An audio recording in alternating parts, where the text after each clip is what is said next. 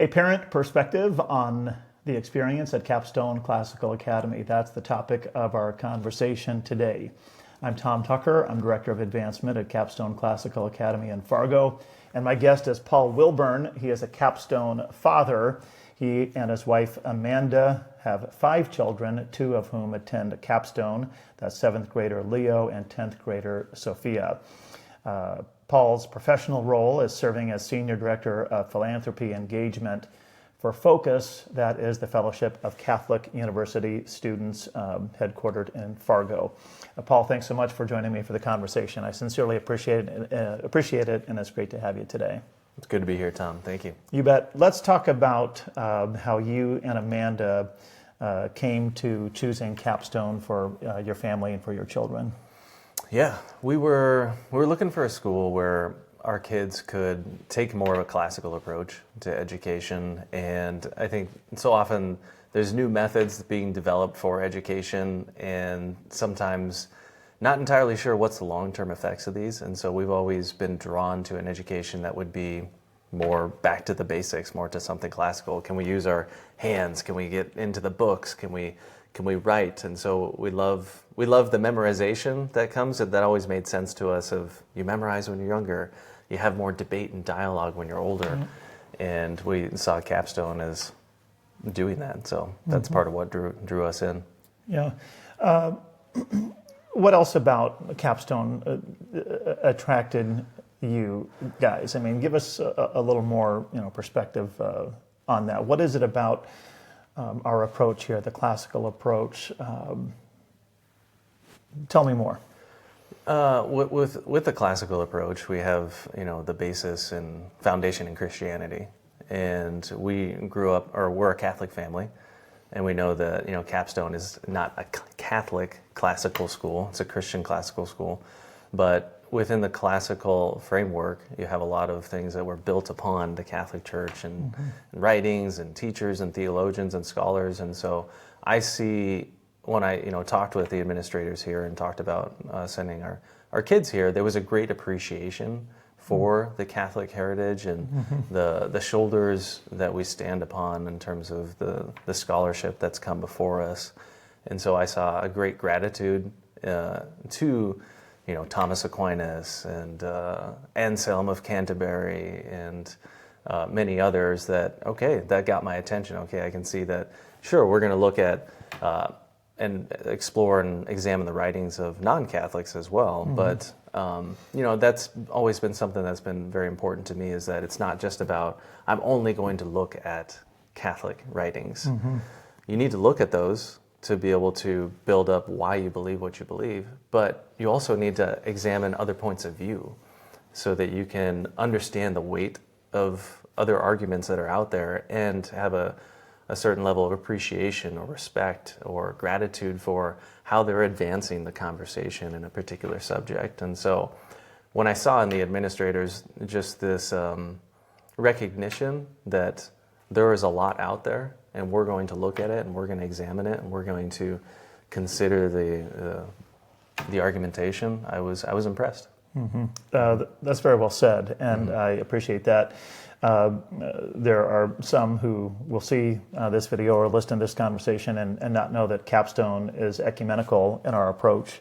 We are certainly foundationally Christian in our worldview, and our curriculum is certainly centered around the Christian worldview, but we do welcome and encourage enrollment for children from Catholic families, from Protestant families, even from families whose parents might be atheist or have completely different worldviews. We even have a child here who is from a Muslim family. So we do see that ecumenical approach as a strength and something that is beautiful. And as you attest to, it creates an environment where children can engage in meaningful conversations from different perspectives and have healthy debates and challenge one another with regard to our convictions and the things that we believe. So we see that as a very good thing. Yep. Tell me about your experience so far for your family, for your kids, for Leo and Sophia. What has their experience at Capstone been like? Oh, it's been wonderful. one of the things that, Sophia will point out, and I think Leo's, he's in 7th grade and he's a boy and he'll get to to this place, I'm sure. But Sophia will point out, like, I just love how interested in faith that the students are here. And that, takes me back to the previous question too of what drew us here, the interview process. The questions about, your family and your mission, and tell us about your faith. There's a real interest in a family having some sort of, at least an appreciation for faith. And so our kids have seen fellow classmates who love talking about faith. And that's not always the case, right? Mm-hmm. That's not always the case with young people. So it's pretty exceptional for Sophia to come home and say, I just had the most wonderful conversations about theology and God at lunch. The things that we're talking about in class, they spill over into the hallways and into the cafeteria. And so she's really, really loved that. Mm-hmm. Leo has loved the school as well. I think anytime Leo can get hands-on and with books and paper and dialogue, he loves it. He loves that kind of a learning environment. And so he's really thrived at Capstone and really enjoyed it. So he loves the activities. He loves the meals. There's a good cooking that goes on there. So he looks forward to getting hot lunch a lot as well. Yeah. Well, it sounds like your kids are having a great experience so far, and that's certainly encouraging and edifying as a staff member to hear that. I've had the chance to visit with both of your children, and they're great kids. They have wonderful spirits, and we're certainly grateful to have them and to have you and Amanda as part of our Capstone community. So we're certainly grateful for that. You also serve in ministry, as I briefly mentioned here at the top of the interview, and we'll talk more about that here in a little bit. And unfortunately, as we all know, that sometimes when we serve in ministry, it's not the most lucrative career path that we can choose. And so as a result, both of your children do receive scholarship assistance here at Capstone through the Golden Gryphon Fund. Mm-hmm. Talk about that a little bit and how and why that's important to your family. Well, it's very important. When we came to the school and interviewed and heard all about it and the curriculum and the commitment to faith and to discipline and growing virtue and paying attention to vice and rooting out vice, we were totally impressed. But when we looked at the price tag, we said, I wish we could make this work. And in fact, we had thought about this in the past, but it wasn't feasible. But when we heard about the Golden Gryphon Fund and the opportunity to have a scholarship that would help us to be able to get to a place where we could afford this, we were ecstatic. And so we submitted an application and heard back, and we're able to get the funding that we needed to be able to make this doable. So, and then of course just the experience so far, so we're very grateful. And I mean, looking back on the several months that we've been here already, and to think that wouldn't be possible without the Golden Gryphon Fund. So we're very grateful to the donors and everybody who contributes to that to be able to make it possible, because without, their support, we wouldn't be able to be here. Mm-hmm. So all of this wouldn't be possible without that scholarship fund. So very in debt and in gratitude for the fund and for that being possible. Yeah, and thank you for that. Here at the school, about 30% of our students do receive scholarship support through the Golden Gryphon Fund. And one of our philosophies or approaches is that in the administration here, we don't want any family to be denied or not have access to the education because of a lack of funding. So the Golden Gryphon Fund is a very well-funded fund, if you will, and we work to keep that a priority, and we certainly do rely on our donors and our partners to help make this possible. What would you say to others in our community to encourage support for our scholarship fund, the Golden Gryphon Fund? What would you say to encourage folks to get involved with that and support it? What the education and the experience that's being offered here at Capstone is unique, and I think very powerful. and the effect that it's going to have on these children and who they become as citizens in our country, as children of God, it's hard to measure. And so there are a lot of families out there, I'm sure, that if the funding was in place, they would love to send their children to a school like this. And so I'm sure there's more that could be given, and there's a lot of children out there, I think, that would be good fits for this school. But because of the funding, they wouldn't be able to make it possible. So the more funding and the more that people can give to this fund just opens up the doors for more children to come through. And in the end, we're talking about, changing the world, changing the culture, with the children that'll come out of here that'll be well-formed, that can be contributing in society and be bringing that virtue and great thinking and great minds to serve in leadership roles, to have families, to be of service to our neighbors in the world. What would you say to parents who might be considering Capstone for their own children, or who might have heard a little something about Capstone, who might be curious about the school? What would you say to them to maybe encourage them to look at it further? Come for a visit. Come for a visit. That was the first thing that we did. Actually, it was a fellow parent who said, "Hey, why don't you give him a call? Why don't you schedule a visit?" Okay. There's no harm in that. So we made a call, we scheduled a visit, and one of our kids, both of them each in different timing, came and toured the school. And actually, you all welcomed them and had them spend a school day with them. And they walked out that day saying, "Can I go back, please?" That was amazing. So my encouragement would be call the school, see if you can work some sort of visit in, and then spend some time talking with different members of the administration. So, Paul Fisher is incredible, and Jonathan McGuire, yourself, and many others who are serving here, and more to come. I'm sure there are people that I haven't even met yet and that will come in the future, that just sitting down and having conversations with them and hearing more about the vision of the school is a great next step. Yeah. Thank you for that. One thing that I hear in my role, and certainly as a Capstone parent, my own son is now in his fourth year at the school, and it's been such a good experience, certainly for my family. And one of the things that I value most about the school, and I trust that your experience is the same, is that there is an incredible community of like-minded parents and families, right, built up around this school. There have been a few occasions where I've heard, a fellow parent, say, "We can't imagine what our life would be like without Capstone." But for me, it's been that amazing community around it through which we have developed just so many incredible and wonderful friendships and relationships that has just really enriched our experience here.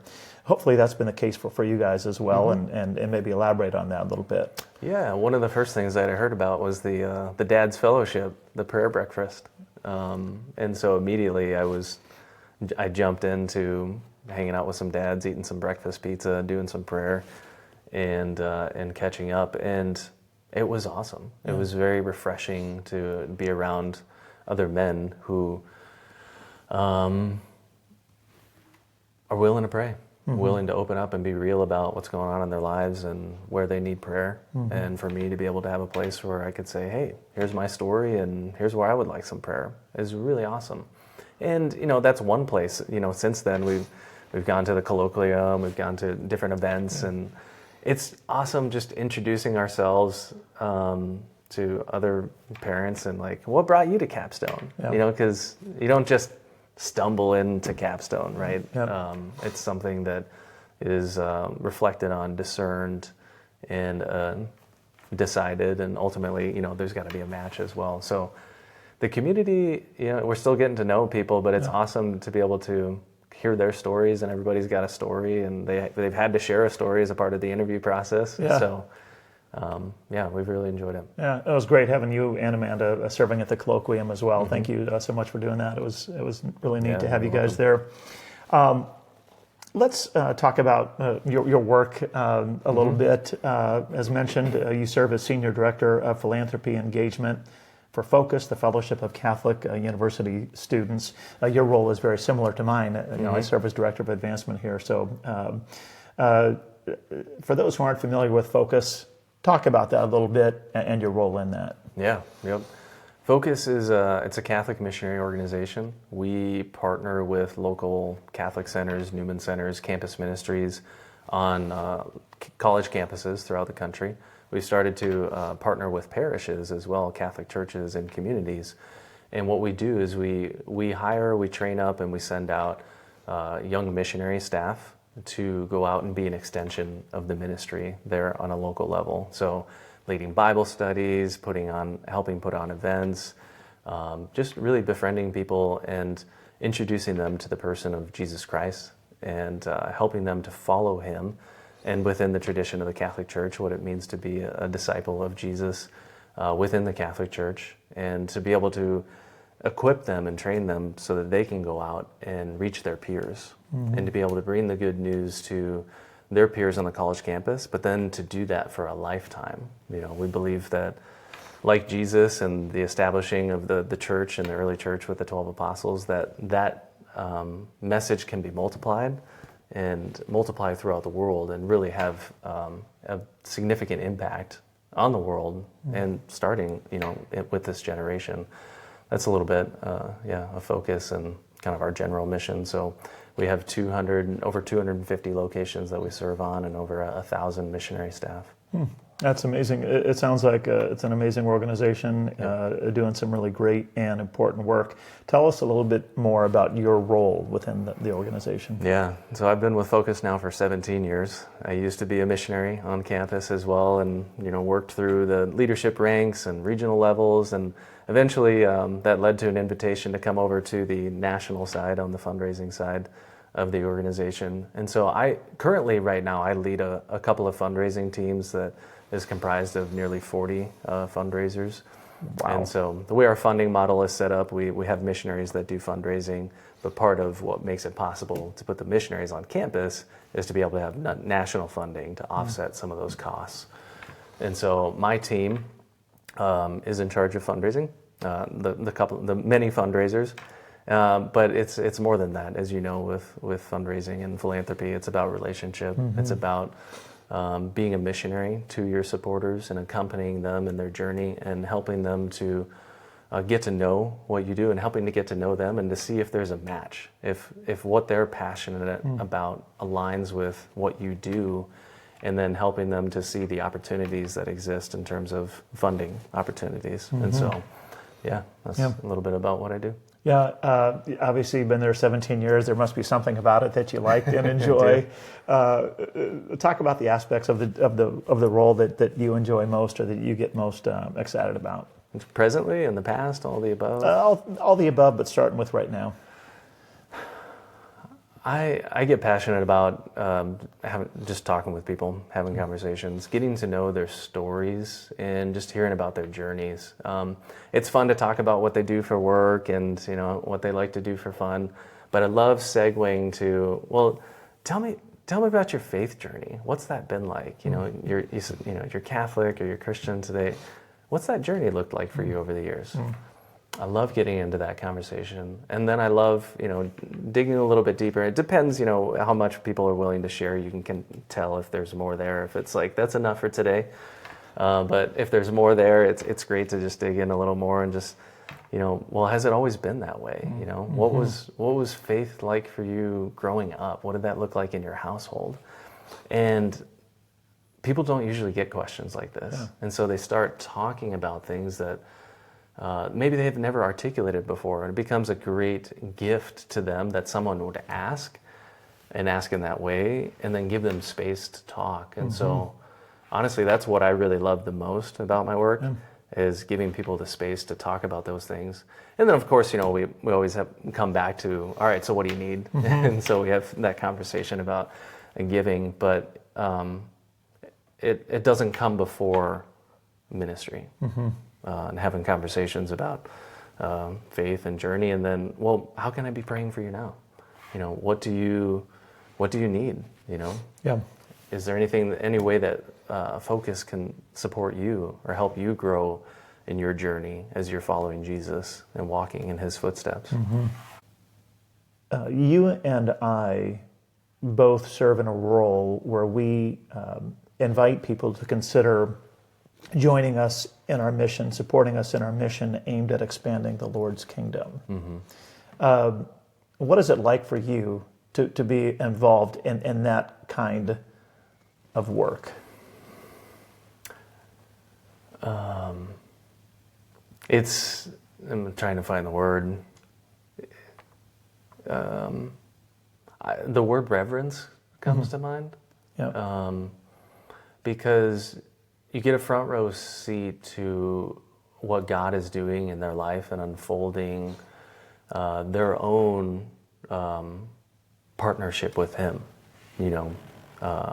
The Apostle Paul talked about giving a lot in the New Testament, and he talked about the Philippians church partnering with them to send him on mission.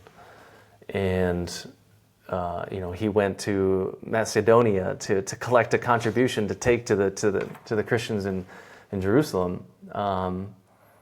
And so I see my role in that as being sort of like the apostle, and in that I get a front row seat to talking to people about these opportunities, but then seeing, reverencing that time where what are they going to do?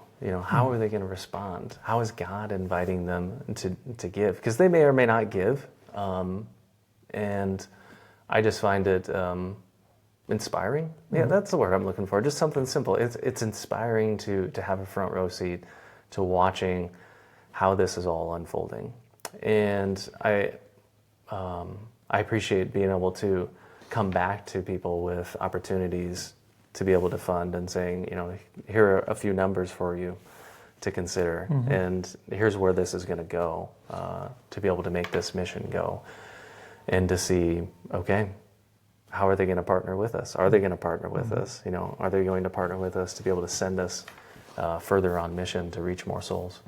And thank you for that. Finally, for those who are interested in learning more about Focus, is there a website that they can check out to learn more about your organization and the work you're doing? Yeah, focus.org. Okay. That's where you can go to learn more about us. Easy enough. Thanks for that. Finally here, as far as your experience at Capstone and that of your children, what are some of the things that you're looking forward to? What are the outcomes that you're looking forward to as a parent for your children? I'm looking forward to them growing in virtue. I'm looking forward to them growing in ability to articulate beliefs, what they believe, what others believe, and the standard curriculum things in math and science and history. I'm looking forward to them just being able to hold very engaging, inspiring conversations with other people. When they're talking with somebody, for the other person across the table to say, wow, you have a lot of thoughts. You have a lot of great things that you've reflected on and distilled into an ability to articulate that. And I see those things happening already in the way that people will comment about Sophia and Leo, and the way that they'll hold a conversation with an adult. And I know that Capstone is helping with that. So I'm looking forward to, one of them was talking about, I need to go read the Iliad. I need to finish Homer's Iliad. And I'm thinking, man, I haven't even read Homer's Iliad. So I'm looking forward to, how that's going to play out through their high school years, and, how that forms them into the people that they will be as they go out into the world and serving God's kingdom and advancing the good news and, that message of love. That's wonderful, and a great way to end it. Again, I've been speaking with Paul Wilburn.